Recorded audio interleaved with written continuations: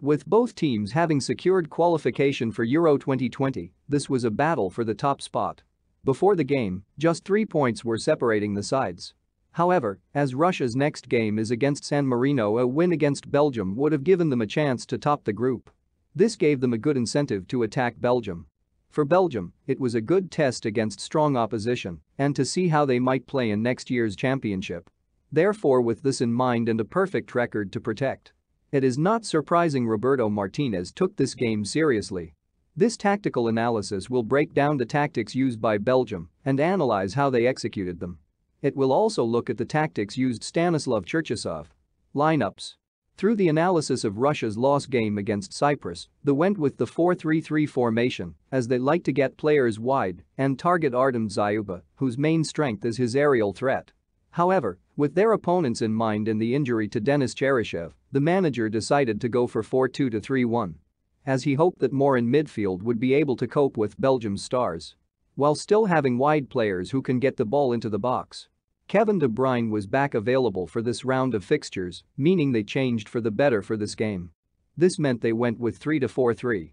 This is because Martinez likes his teams to stretch the pitch, making it difficult for the opponents to be compact. It also plays into the hands of Eden Hazard and Dries Mertens, who are fantastic 1-versus-1. Kick-off. From the early stages of the game, it is clear that Russia will look to double up on the wing-backs and look to get the winger in behind for the cross. They have targeted this as a weakness for Belgium. This because the wing-backs like to push high, meaning there is a gap to the center-backs. This plays into Russia's tactics as they want to get crosses into Dzyuba. Nevertheless, on this particular occasion, the ball is not strong enough, allowing Thorgan Hazard to get back and make a recovery tackle. Belgium's threat. Russia's idea to pack the midfield does make it hard for the Belgians to play through them. However, with pace in behind, this is not a problem for them. If anyone is going to find a run, it is likely to be De Bruyne. Therefore, Russia does need to be aware of the ball over the top. In this situation, Belgium has two runners, making it difficult for Russia to pick up one. The ball from the Manchester City man is perfect, finding Mertens. In the end, it was good defending from Russia as Mertens' cutback was intercepted before Romelu Lukaku had a tap-in. Not long after Lukaku's chance, Belgium get their opening goal. It happens as Russia have too many people in the middle of the pitch, which makes it difficult to move across. As a result, they are not able to deal with the wide threat. Mario Fernandes should try and force Thorgan inside. However, with no cover, he is not able to prevent him from doing so and fires a fantastic shoot into the top corner. Double trouble. Belgium continues to threaten as they are always looking to get either Hazard 1-versus-1 with a defender. This is because it is when they are most effective. They can get their wingers in this position as they switch the ball so quickly, and then as Eden Hazard and Mertens constantly switch positions, it is difficult to mark. This type of movement leads to their second goal. This happens as Lukaku provides a good crossing option from deep, and a ball in the box towards him is dealt with by Georgi Zakia. However, a mix of communication means that Eden Hazard was left unmarked, and his strike made it 2-0. Belgium's compact formation. With Dzyuba up front, Belgium are aware that Russia does not have pace in behind. Therefore, the defense can afford to have a high line.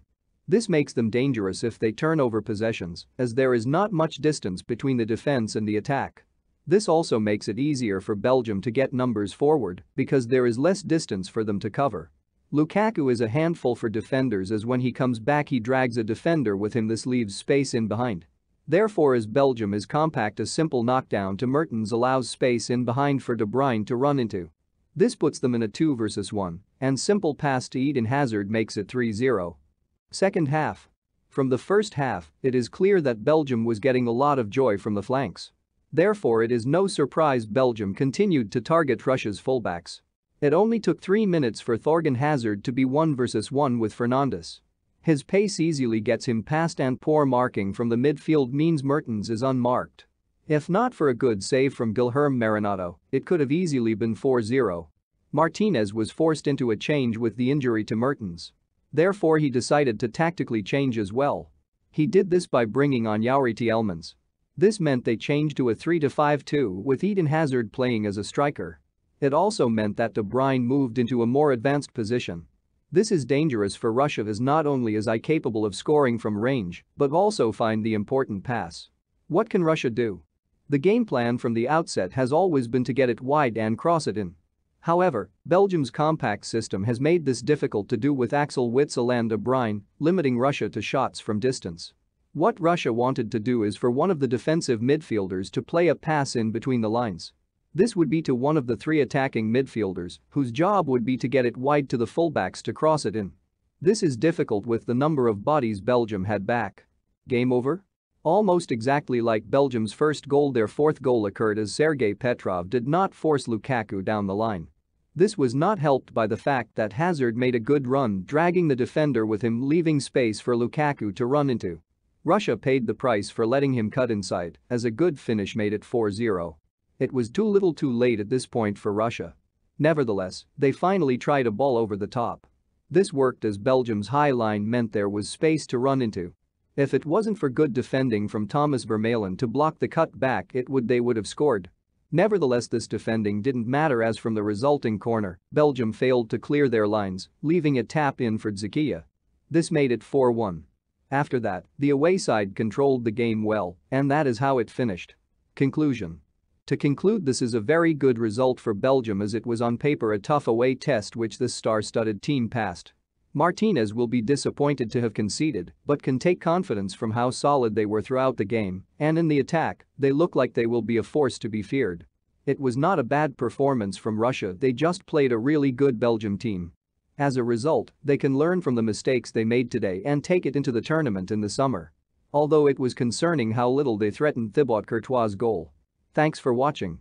Please subscribe my channel and press the bell icon for never miss any updates. Credit will sail from Ronnie Dog Media.